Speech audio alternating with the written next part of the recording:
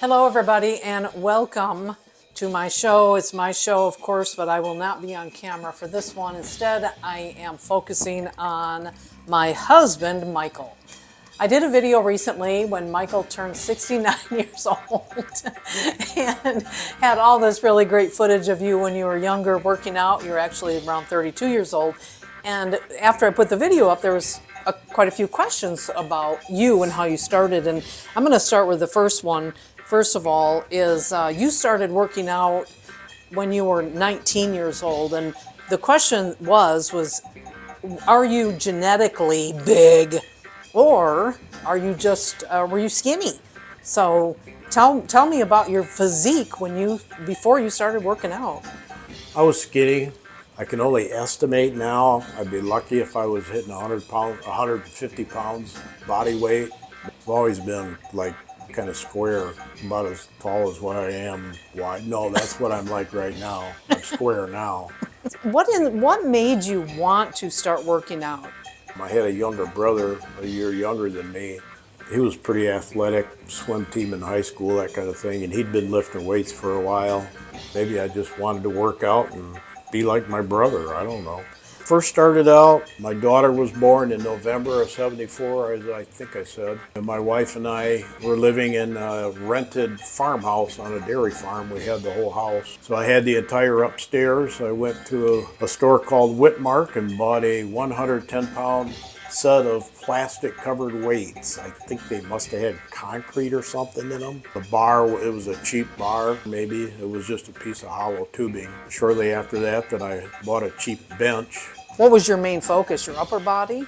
I was training general overall basic movements. Who were you getting training from at that age? Me.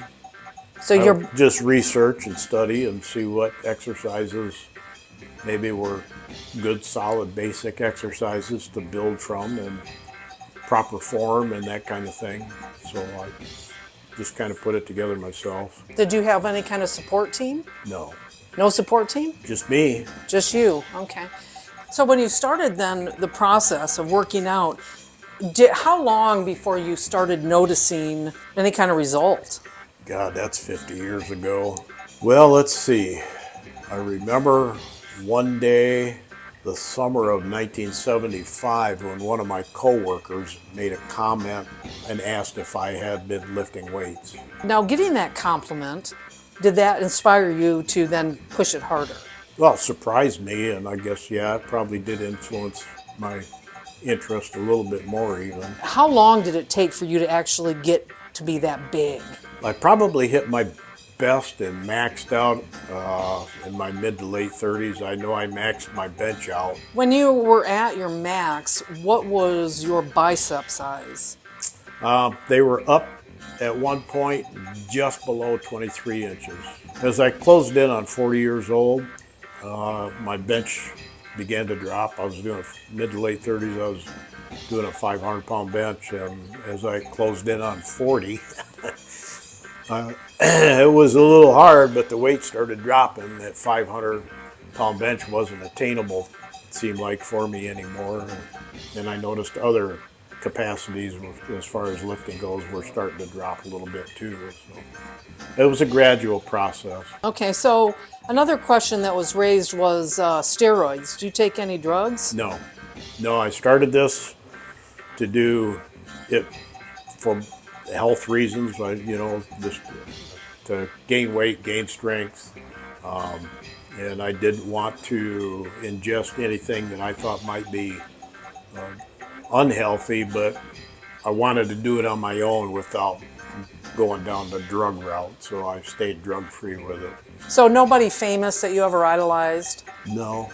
I mean, I admired them because of what they had accomplished. Lou Ferrigno was actually bigger than Arnold. He was a big dude.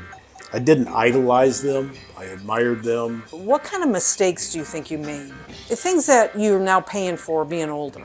I would say if that's the case, I don't feel like I've done anything that has affected me at my age right now. The long range wear and tear on the body that tends to catch up a little bit or a lot, depending on the individual. The back, I did an injury on. I was doing bent over rows. I don't remember the weight on there, probably somewhere around 130, 150 pounds. Instead of properly tightening everything up before I pulled the bar, the weight off the floor of the garage, I ended up actually jerking this one, and it really snapped my lower back to a point where I ended up on my knees on the garage floor. There was also somebody had asked if there was any advice you could give to some of these younger people. What I do witness, and it's not just young people, it's older people. A lot of people don't use a real good form for themselves on some of the things, and I would say when it comes to lats, it seems like a lot of people tend to pull backward at the same time instead of actually working the lat. They start incorporating a lot of lower back strain. I just recommend using real good form in what you do to attempt to avoid injury. I think some people may be embarrassed in the gym because they're not lifting 900 pounds and everybody looks like they're lifting more weight than what they are. Put pride aside and do what really actually works good for you to avoid potential injury, trying to do something that maybe your body's just not quite ready to do. What is your take with those that do lift too heavy? Frustrated because they're not getting results, but they feel in their mind that the only way to get results is to lift really heavy. Depends, I guess, on the results you're looking for. If you're trying to get stronger, heavy is probably more the way to go. But again, I think you have to use a little good judgment with what you're trying to lift. If it's too big, too heavy, you're gonna end up probably eventually injuring yourself, and you're not really achieving the goal that you want to achieve. Gradual buildup, starting for endurance first, and then going gradually into trying to get your strength up there for that 1 rep max. I think it's really good to change things up so you don't plateau out, so that you can, because the body gets used to stuff. And I think if you change it up, then you're going to probably overall in the long run, depending on what your goals are, you'll probably achieve pretty good results from it. What is your favorite body part? I would say maybe my nose over the years. Well, you did get it pierced.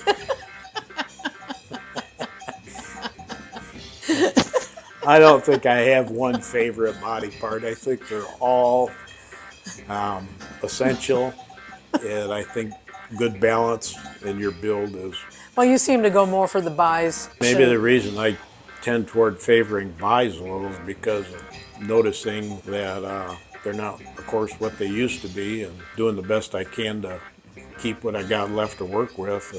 Being so big throughout your life, and now at an age where you are starting to lose muscle and sag a little bit, is that because you were so big? Is that kind of a payoff, having this great body all your life, and now that you're older, being so big, now you're starting to sag? Sure that there's some element of probable fact to that, particularly with my upper arms. When I go for a motorcycle ride these days, I tend to try to wear a long sleeve shirt because I found while I'm going down the road, then I get this little buzzy flappy noise at the back of my arms in the wind. Would imagine that some of the, over the years, the skin's been stretched out to contain a certain amount of muscle mass, and now at my point in my life, some of it's been stretched and it doesn't have the elasticity that youth had.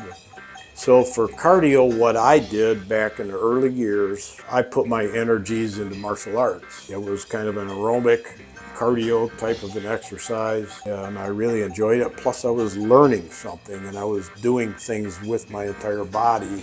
To me, it made more sense to actually do something that was aerobic or cardio and have learned something and conditioned the body in a different way. Do you do any supplements today? I suck my thumb a lot. I didn't say supplements. Oh, supplement. Yeah. Okay, sorry. My mistake. I don't do a lot of supplements. There's some pre-workout mixes that I've tried, a few of those. I had tried creatine at one time way back when, and that blew my mind away. The first time I tried that, it was crazy. But it doesn't have that effect on me anymore that it did when I was younger, and I think it tends to leave me feel a little bloated, so I stay away from the creatine products. But I do like a pre-workout aimed more toward nitric oxide for increased blood flow. What do you struggle with the most? As far as? Well, your middle. Say it. Okay. I'm trying to be polite over here. Yeah. Well, obviously, in these videos and the photos that we see, you're trim in the middle. You have a really, good waistline and a nice little round little booty. There were some old ass photos too. But where do you notice, your struggles with the middle? Your little love handles. What do you call them? You got another name for them. You have another name? Oh, aren't they like muffin things or something or another? Yeah.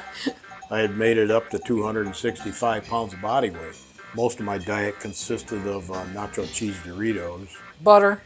Late at night, before bed. And it wasn't the little bags, it was always the big bag, So, but anyway, I changed up my diet a little bit. And over a long course of time, I dropped from 265 to 215. And that's when the skin really loosened up.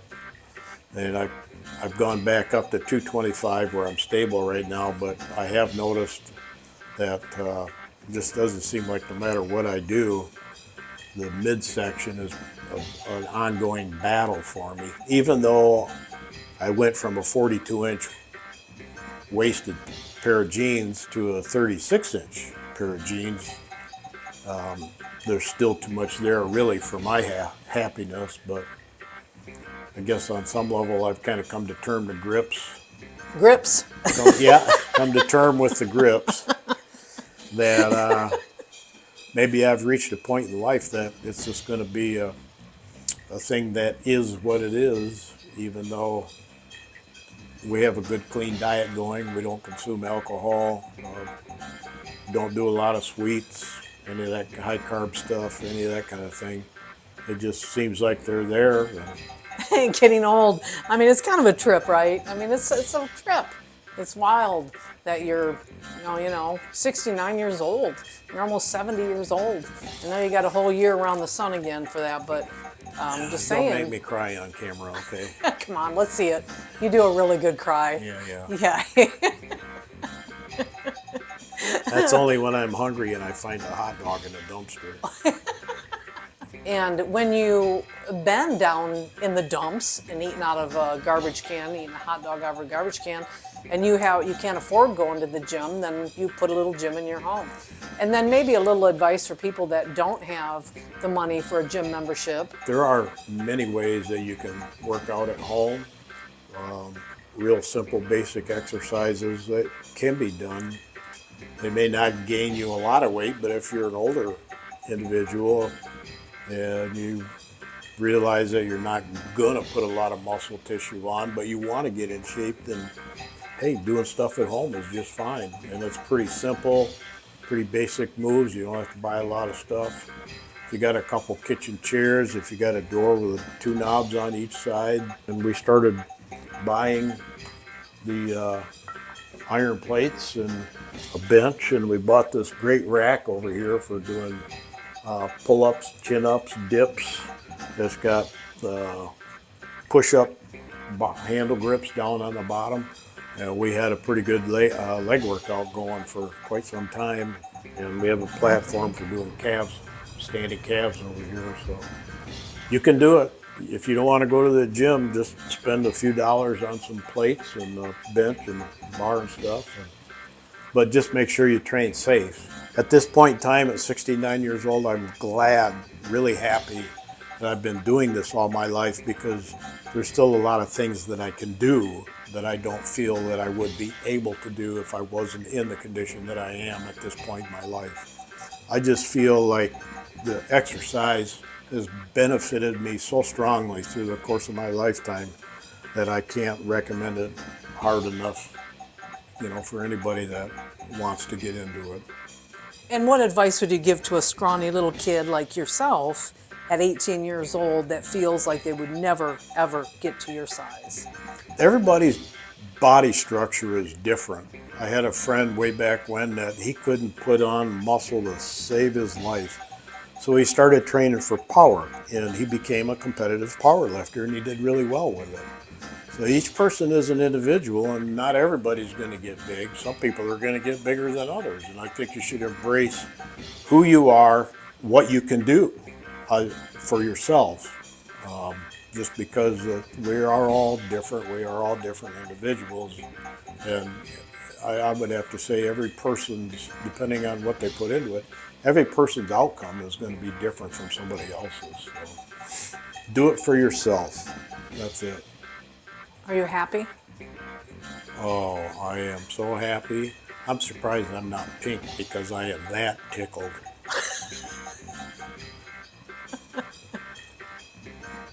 Shelly keeps giving me these questions. It's time for me to quit. I got work to do.